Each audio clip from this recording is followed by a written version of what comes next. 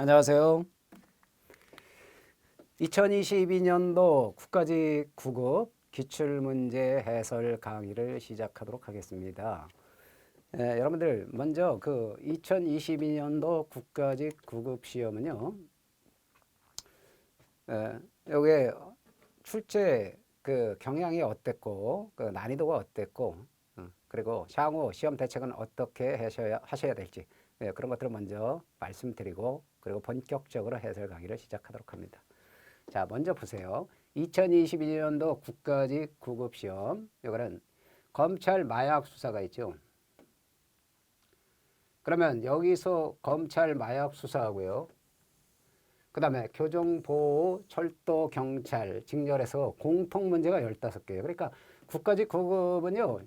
이 제목 자체로 검찰 마약 수사는 형사소송법이라고 합니다. 그런데 교정보호, 철도, 경찰, 직렬은 형사소송법 개론이라 그래요. 그런데 개론이라 그러면 뭔가 이 개론 그냥 개론적인 거. 예. 그러니까 큰 줄거리에서만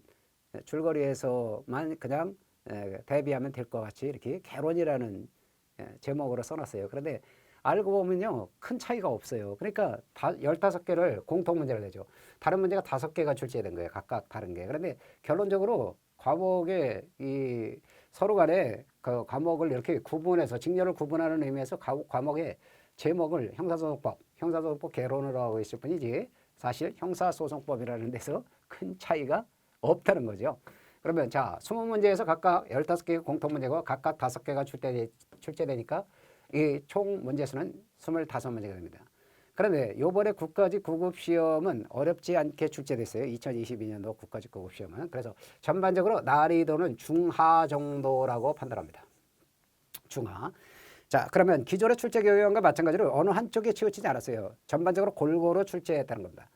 그리고 옳은 것을 고르라는 문제 있죠. 옳은 것을 고르라. 이런 문제가 골치 아프잖아요. 이거는 지문을 다 봐야 되기 때문에 그렇죠. 이런 경우는 검찰 마약 수사에서는 5문제 출제됐어요. 5문제면 25%고요.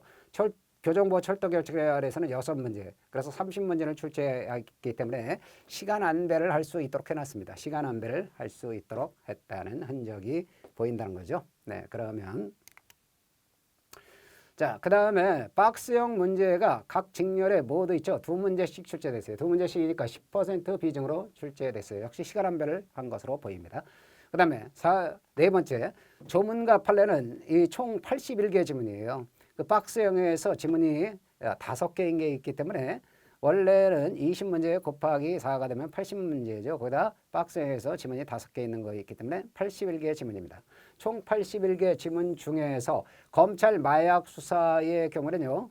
이 조문이 18개 그리고 판례가 63개가 출제돼가지고 조문 22% 판례 78%가 출제됐어요. 판례가 압도적이라는 걸 알 수 있죠. 그런데 교정보 철도경찰은 조문이 20개 그래서 약 25% 판례가 61개 그래서 약 75%.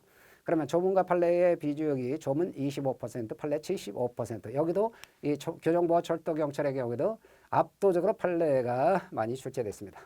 그 다음에 이 최신 판례 있잖아요. 최신 판례는 전자정보에 관한 문제에서 지문 4개가 모두 2021년, 2022년 판례를 출제했고요. 310조 3항과 관련해서는 2020년도 판례가 출제됐어요. 그러면 결론적으로 이 향후 시험 대비는 어떻게 하셔야 되겠느냐 하는 겁니다.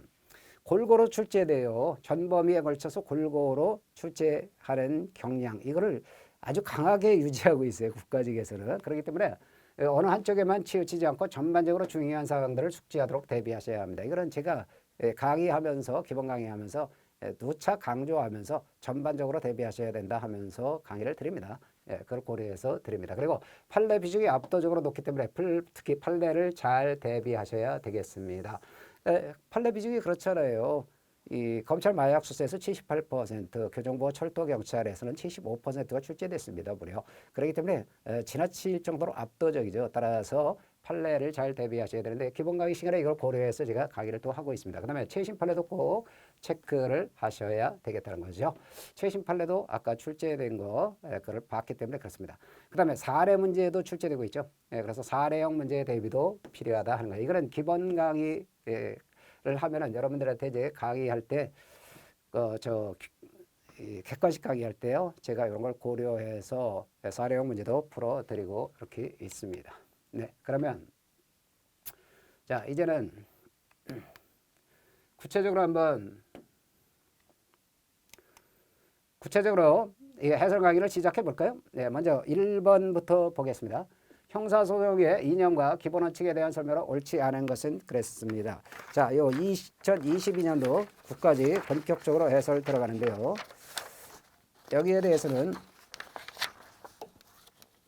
자, 먼저 1번 보시면은요. 여기서는 옳지 않은 것을 고르라 그랬어요. 보시면 헌법과 형사소송법이 정한 절차에 따르지 않고